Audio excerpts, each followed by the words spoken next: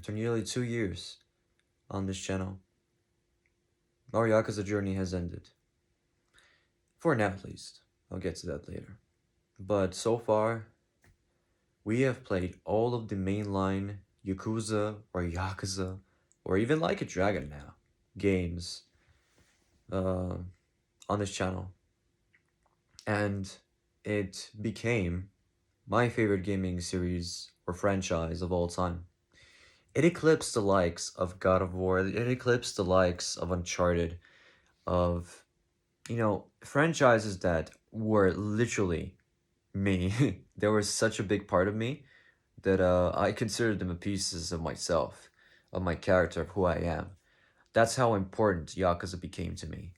The so many incredible characters, so many incredibly written stories, so much fun in every single game, from the worst to best.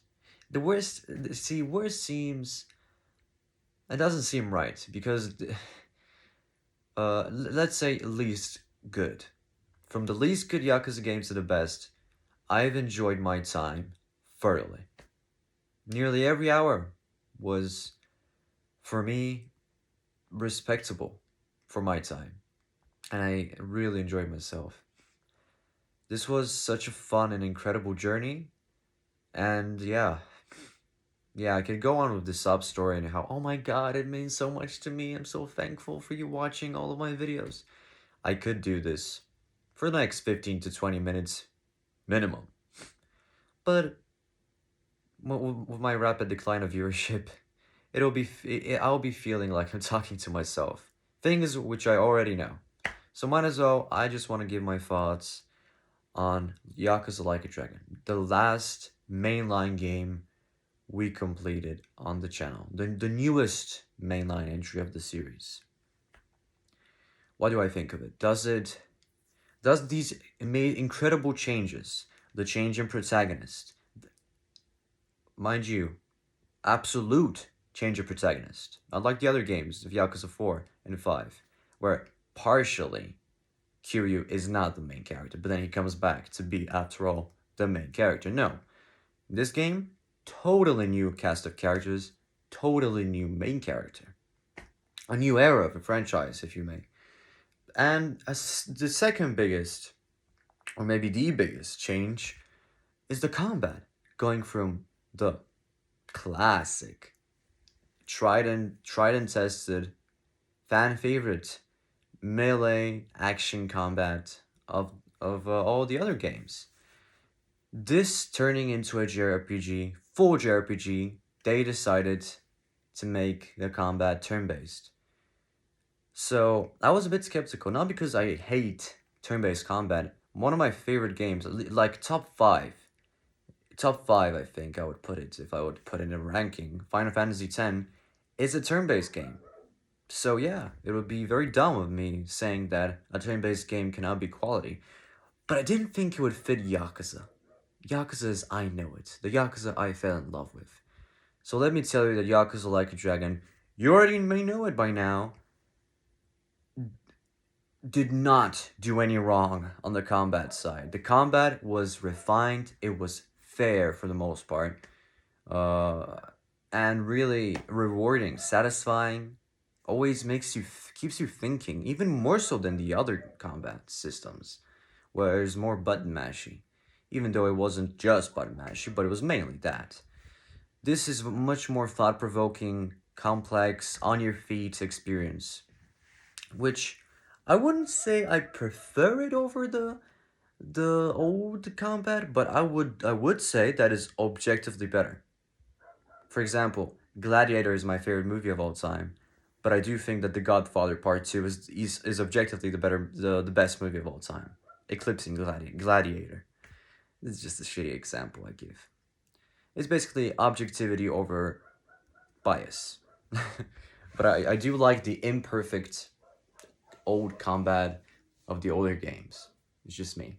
I just want to punch dudes in the face quickly without waiting them to attack me first. But just me. Overall, I think the combat is great. Smooth, refined, and very, very satisfying. Okay, so me talking about the two big elephants in the rooms, the change in the protagonist, I'm gonna talk about a little bit about that now. Is Ichiban worthy of filling Kiryu's shoes?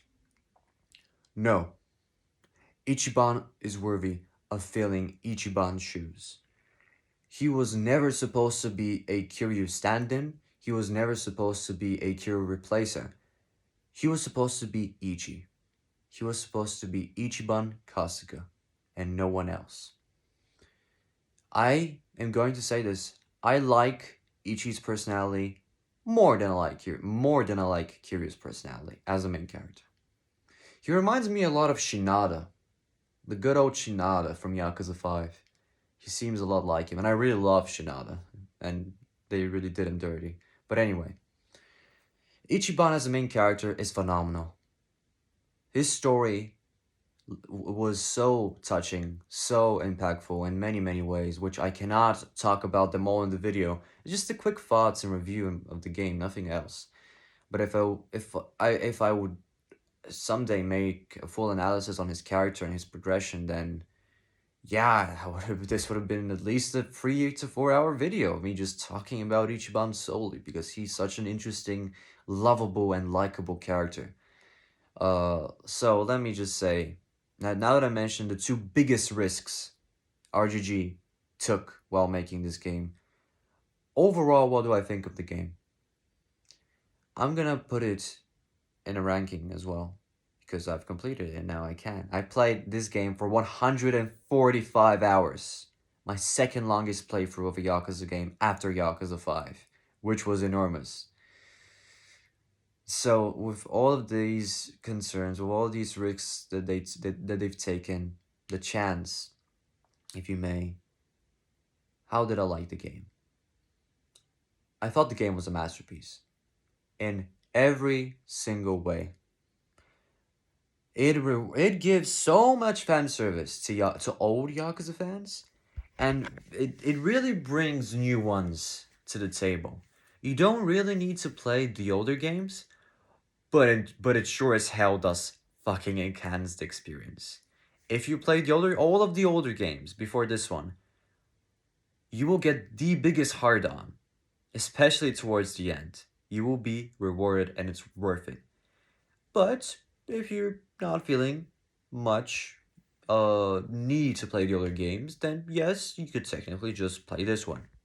It is not necessary for you to play all the other games before it.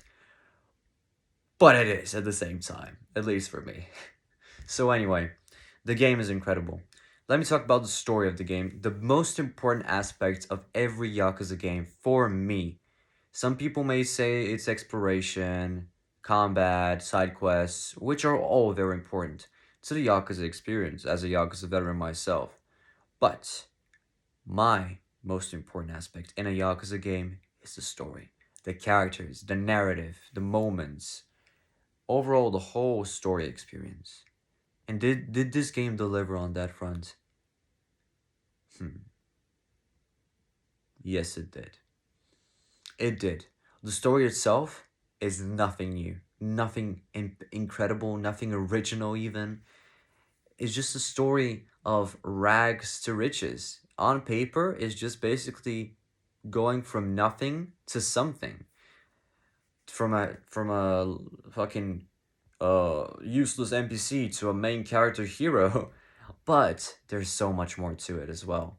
It's not about the destination, it's about the journey really. But anyway, the story itself is not that impressively written. I would say that the most incredible aspect of the story that makes it great, that makes it so worth it experiencing is the storytelling. So, for example, a game like The Witcher 3. I'm playing The Witcher 3 right now. Haven't beaten it yet, but I'm loving it so far. I think The Witcher 3 is amazing. But I would say that the story of The Witcher 3, just like this game, story itself, the writing, is not impeccable. It's so by the books and so well apart from a few moments, of course, of greatness, but it's so by the books. If you're just reading it on a blank sheet of paper, you're like, okay, is that it? There's nothing more to it. As The Witcher 3, And as this game, they both have impeccable storytelling. Some games have horrible storytelling, but amazingly written stories, which is a shame because if you're not telling the story in an interesting and gripping way, we won't ever even think that the story is good. But if you're not showing such an impressive story, if you're showing like a 7 out of 10 or a 6 out of 10 story and telling it in such an impeccable way, it automatically for me becomes a 10. That's how the story of Yakuza Like a Dragon feels. Apart from this, the characters are always so fucking nailed by RGG. They never fail on the characters. I never even doubted them that they would make new, interesting, fascinating characters with rich backstories, very well developed throughout the game, that have very interesting character arcs and character arcs conclusion in general. So yeah, in terms of story, amazing. Combat,